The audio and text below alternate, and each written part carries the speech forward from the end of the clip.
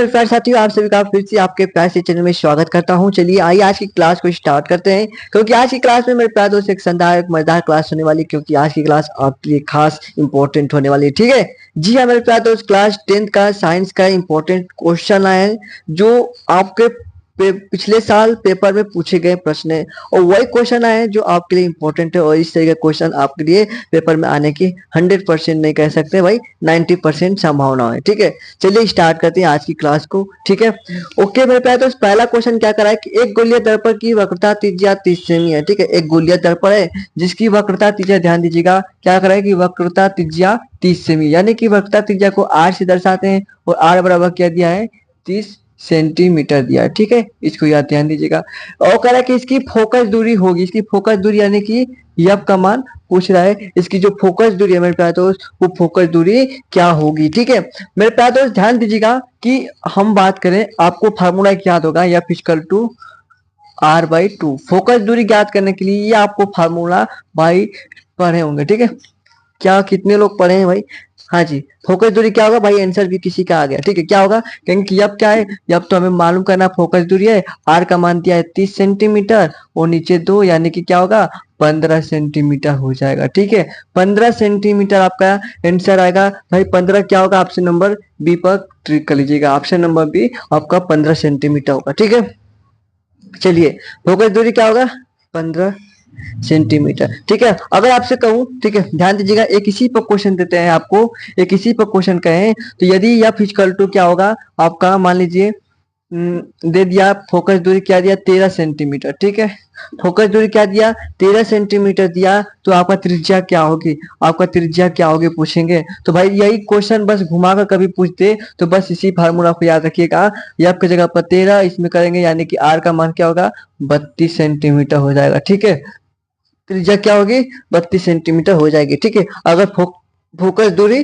13 centimetre होगा, ठीक है, अगर फोकस दूरी 13 सेंटीमीटर होगा तो 32 हो जाएगी। ठीक है, चलिए नेक्स्ट क्वेश्चन कह रहा है कि प्रश्न की वैद्युत ऊर्जा का मात्रक है, वैद्युत ऊर्जा का भाई मात्रक पूछ रहा है, वैद्युत ऊर्जा का मात्रक क्या होगा। ठीक है, ये आपके आप क्वेश्चन पूछ रहा है, और ऑप्शन में दिए हैं वोल्ट या वाट, किलोवाट या किलोवाट घंटा। ठीक है, तो भाई ऊर्जा का मात्रक क्या होता है, वैद्युत ऊर्जा का मात्रक क्या होता है, तो ऑप्शन नंबर डी हो जाएगा, किलोवाट घंटा होता है। ठीक है, इसको आप ट्रिक कर लीजिएगा, किलोवाट घंटा होता है। ठीक है, हाँ जी, जितने भी भाई इसका स्क्रीनशॉट लेंगे स्क्रीनशॉट ले लीजिएगा। ठीक है, और हाँ जी, सभी लोग क्लास के बाद दोस्तों के साथ शेयर जरूर करेंगे, क्योंकि आपके लिए भाई मेहनत करते हैं। ठीक है, क्वेश्चन खोज कर लाते हैं जो पिछले साल पूछे गए, कौन सा आपके लिए इंपॉर्टेंट होंगी। तो भाई उसके लिए तो एक बार शानदार तरीके से सभी लोग भाई चैनल पर नए हो, चैनल को सब्सक्राइब कीजिएगा, वीडियो को लाइक करिएगा। ठीक है, ओके, स्क्रीनशॉट आप पहले ले लीजिए इसका। ठीक है, स्क्रीनशॉट आप ले लीजिए। चलिए अब नेक्स्ट प्रश्न की बात करते हैं। ठीक है, तो नेक्स्ट प्रश्न क्या करा है ध्यान दीजिएगा। ओके, अगला प्रश्न बात करें, और अगला प्रश्न क्या कर रहा है मेरे प्यारे दोस्त, इसको ध्यान दीजिएगा, और बहुत शानदार क्वेश्चन है। ठीक है, हाँ जी, सभी शानदार क्वेश्चन है, सभी पूछे गए प्रश्न है। विद्युत धारा का मापन करते हैं भाई, विद्युत धारा जो होता है इलेक्ट्रिक करंट होता है, उसका मापन किसके द्वारा करते हैं, क्या विद्युत जनित द्वारा करते हैं, क्या मीटर द्वारा करते हैं, या धारा मापी द्वारा, या विद्युत मोटर द्वारा। ठीक है, तो कह रहे थे विद्युत धारा का मापन, विद्युत धारा का मापन, ठीक है, किसके द्वारा करते हैं विद्युत धारा का मापन, तो याद रखिएगा अमीटर के द्वारा। विद्युत धारा का मापन किसके द्वारा करते हैं, अमीटर, याद रखिएगा ऑप्शन नंबर बी। ठीक है, अगर बात करूं विद्युत धारा का मात्रक क्या होता है, ठीक है, विद्युत धारा का मात्रक पूछूं आपसे क्या होता है भाई, बताएंगे एक बार कमेंट में। ठीक है, विद्युत धारा का मात्रक क्या होता है, तो याद रखिएगा एम्पियर होता है। ठीक है, विद्युत धारा का मात्रक क्या होता है, एम्पियर होता है। जी हाँ, हाँ जी, क्या होगा विद्युत धारा का, यह भी क्वेश्चन पूछा हुआ है कि विद्युत धारा का मात्रक क्या है। ठीक है, तो आपको याद रखिएगा एम्पियर होता है विद्युत धारा का मात्रक। ठीक है, जी हाँ, चलिए आगे बढ़े। चलिए भाई क्या प्रश्न क्या रहा है, कार्बन परमाणु की संयोजकता है, कार्बन परमाणु जो है मेरे प्यारे दोस्त ध्यान दीजिएगा, कार्बन परमाणु की संयोजकता है, कार्बन को किससे दर्शाते हैं, प्रतीक क्या होता है सी होता है। ठीक है, इसकी संयोजकता पूछ रहा है, तो भाई संयोजकता क्या होती है बताएंगे। ठीक है, कार्बन परमाणु की संयोजकता क्या होगी। ओके, चलिए, हाँ जी, कार्बन में कितने परमाणु होते हैं, ठीक है, कितने इलेक्ट्रॉन्स, छह, ठीक है 6 होता है। ठीक है, लेकिन ध्यान दीजिएगा आपको कह कि संयोजकता क्या होता है, तो अगर कहेंगे कि इसका संयोजन करें तो 2 4 होगा। ठीक है, तो क्या होगा इसका, आपका संयोजकता 4 होता है। ठीक है, ऑप्शन नंबर सी हो जाएगा संयोजकता का। ठीक है, अगर इलेक्ट्रॉनिक विन्यास करते हैं तो 2 4 होता है, तो इसकी संयोजकता क्या होती है, इसमें 4 हुई, तो भाई 4 हो जाएगा। ठीक है, हाँ जी, ये भाई इसको याद रखिएगा, ये 4 हुआ कि नहीं, ये संयुक्ता 4 हुआ कि नहीं, ठीक है। चलिए, कैल्शियम फास्फेट का सूत्र इसको बताएंगे। कैल्शियम फास्फेट का सूत्र, इसका ऑप्शन नहीं दिए, ठीक है। कैल्शियम फास्फेट का सूत्र क्या होगा? हाँ जी, क्या होगा कैल्शियम फास्फेट का सूत्र बोलेंगे? कैल्शियम फास्फेट का सूत्र क्या होगा बोलेंगे? ठीक है, कैल्शियम में क्या होता है, कहेंगे कि Ca होता है, ठीक है। कैल्शियम क्या होता है, Ca होता है, और फास्फेट का क्या होता है? हाँ जी, क्या होगा? Ca3PO4, ठीक है। Ca3PO4 का होल ट्वाइस होता है, Ca3PO4 का होल ट्वाइस होता है, ठीक है। क्या दिखाई दे रहा है क्या? ओके, नहीं दिखाई दे रहा भाई, क्यों नहीं दिखाई दे रहा? ठीक है, कैल्शियम फास्फेट का फिर से एक बार बता दूं। कैल्शियम फास्फेट का भाई करा है Ca3, ठीक है, कोष्ट में PO4 का होल ट्वाइस, ठीक है। ये कैल्शियम फास्फेट, ठीक है। कैल्शियम फास्फेट का सूत्र आपका Ca3PO4 हो जाएगा। इसका स्क्रीनशॉट फटाफट लीजिए, जल्दी से मेरे पास स्क्रीनशॉट लीजिए आप।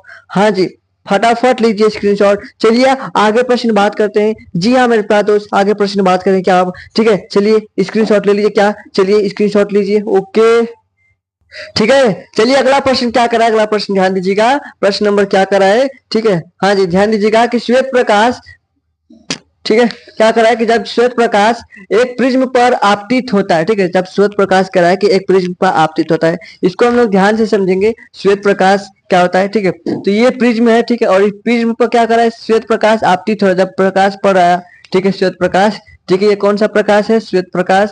जब प्रिज्म पर आपतित हो रहा है तो किस रंग का सबसे ज्यादा विचलन करता है, ठीक है, इसमें से किस रंग का सबसे ज्यादा भाई 7 रंगों में विभक्त होता है, ठीक है, 7 रंगों में विभक्त होता है, तो भाई किस रंग का सबसे ज्यादा विचलन करता है, ठीक है। तो सबसे ज्यादा विचलन किसका करता है, तो याद रखिएगा सबसे ज्यादा विचलन बैगनी कलर का करता है, ठीक है, सबसे ज्यादा विचलन किसका करता है, बैगनी कलर का, ठीक है। यहाँ पर लिख देते हैं ज्यादा, ठीक है, ज्यादा विचलन किसका करता है, ज्यादा विचलन बैगनी कलर का करता है, ठीक है, और सबसे कम विचलन किसका करेगा, कम विचलन लाल का, ठीक है, कम विचलन किसका करता है, ठीक है, याद रखिएगा कम विचलन आपका लाल का करता है, ठीक है, ओके।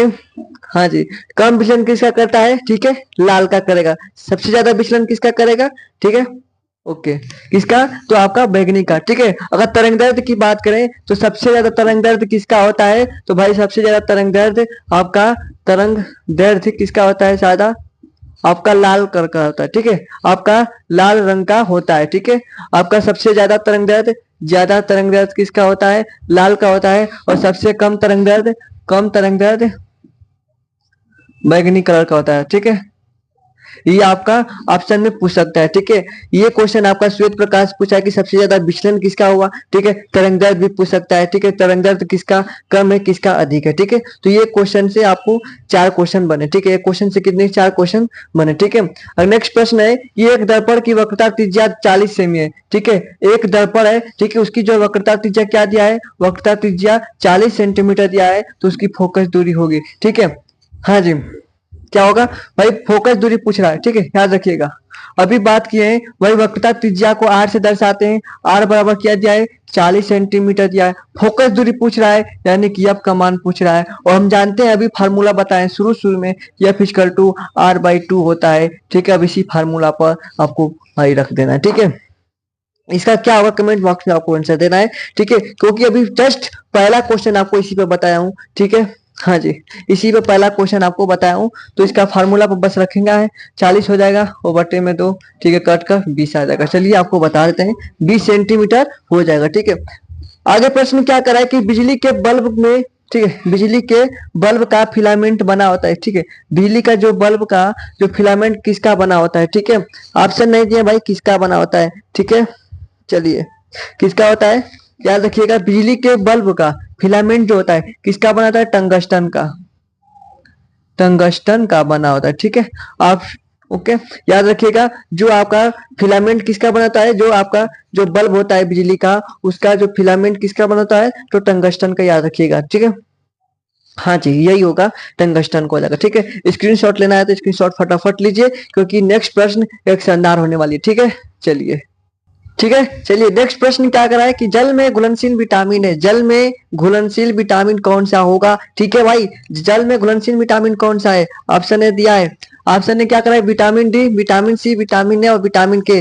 तो जल में घुलनशील की बात कराए, ठीक है, तो जल में घुलनशील कौन भाई विटामिन को होता है, तो जल में घुलनशील आपका ऑप्शन नंबर बी हो जाएगा, विटामिन सी। ठीक है, विटामिन सी जो होता है जल में घुलनशील होता है। ठीक है, लिख लीजिएगा vitamin B, vitamin B and vitamin C. ठीक है, ये दोनों क्या होते हैं, ये जल में घुलनशील होते हैं, जल में क्या होते हैं, जल में घुलनशील होते हैं। ठीक है, और भाई आपका विटामिन डी, विटामिन है, विटामिन डी, विटामिन और विटामिन के, ठीक है, ये किस में घुलनशील होंगे, तो ये आपके वसा में घुलनशील होते हैं, वसा में घुलनशील होते हैं। ठीक है, इसको याद रखिएगा। ठीक है, जल में घुलनशील कौन होता है, विटामिन बी और सी होता है। विटामिन बी और सी क्या होता है, जल में घुलनशील होते हैं। विटामिन ए, डी और ई के, ठीक है, याद रखिएगा। वसा में जो घुलनशील विटामिन आपका ए होता है, डी होता है और ई होता है और की होता है, ये जो चार हैं वसा में घुलनशील होते हैं। ठीक है, इसको याद रखिएगा, वसा में घुलनशील होते हैं।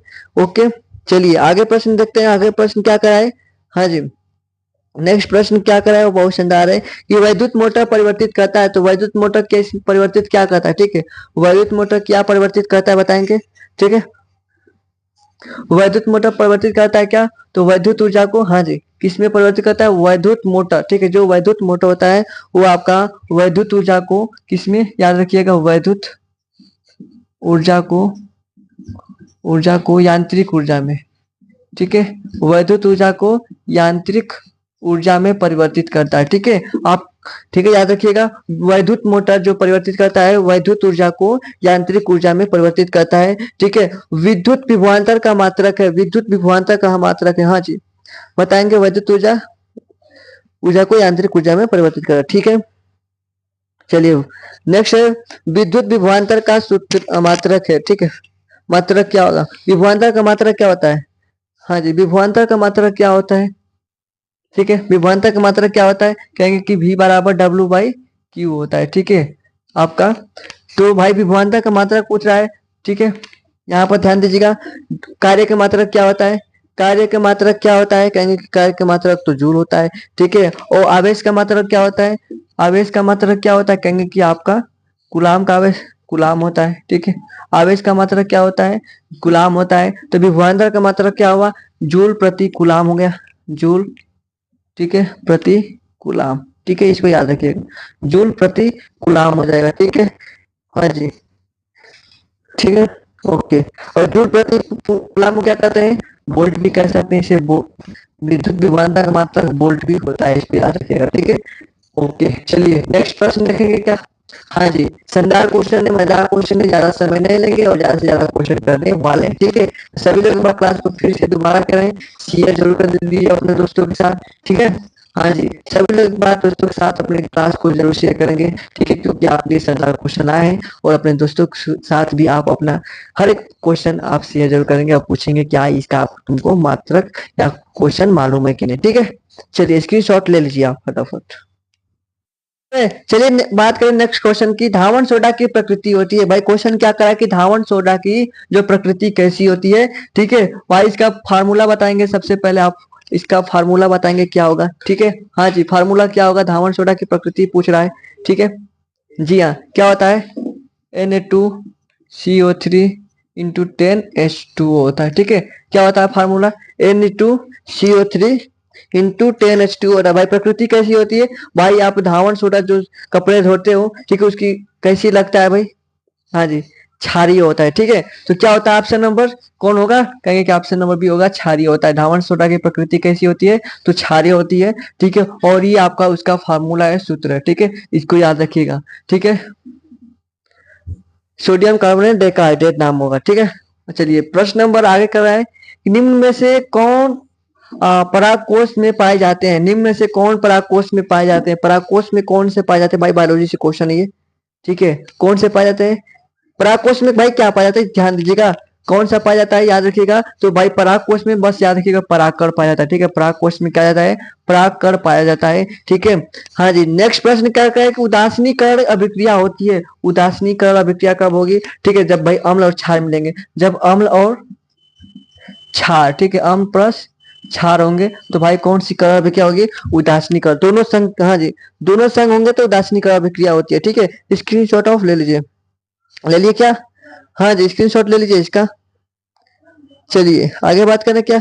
भाई बहुत शानदार क्वेश्चन है, सभी लोग स्क्रीनशॉट ऑफ ले लीजिए और साथ ही साथ अपने दोस्तों के साथ ये जरूर शेयर करेंगे, ठीक है? हाँ जी। ओके, चलिए नेक्स्ट बात करें क्वेश्चन।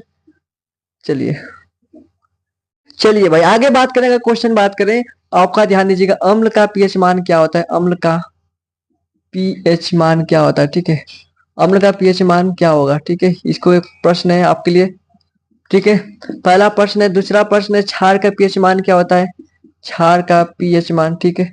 हाँ जी, क्षार का पीएच मान क्या होगा? इसको याद रखिएगा, ठीक है? क्या होगा इसको कमेंट में बताना है आपका। एक अम्ल का पीएच मान क्या होता है, एक क्षार का पीएच मान क्या होता है, ठीक है? और आपको क्या होमवर्क में है एक और क्वेश्चन, बेकिंग सोडा का फार्मूला क्या होता है? बेकिंग सोडा का फार्मूला क्या होता है, ठीक है? और ये धावन सोडा का आपको बताया है जस्ट, ठीक है? बेकिंग सोडा का फार्मूला क्या होता है इसको बताना है आपको। और अगर बात करें क्वेश्चन, ठीक है? हाँ जी, और आपके लिए लास्ट क्वेश्चन है लाइट पर, ठीक है? लाइट पर आपको रिवीजन का क्या आना है, ठीक है? क्योंकि ठीक है, लाइट चैप्टर से आपको ज्यादा से ज्यादा क्वेश्चन का क्या आना है, न्यूमेरिकल कर लेना है, ठीक है? जो क्वेश्चन नहीं होगा, जिस तरीके का क्वेश्चन आपको देखना होगा, ठीक है? क्योंकि कल लाइट चैप्टर से क्वेश्चन ज्यादा से ज्यादा क्वेश्चन लाने वाले हैं, ठीक है? तो सभी लोग क्लास को जरूर शेयर करिएगा दोस्तों के साथ, क्योंकि लाइट क्वेश्चन आपके लिए लाने वाले हैं कल, ठीक है? और इसका रिवीजन भी कराएंगे, ठीक है? पॉइंट टू पॉइंट हर एक क्वेश्चन को निचोड़ निकाल देंगे, ठीक है? तो चलिए फिर मिलते हैं एक शानदार वीडियो में। नमस्कार।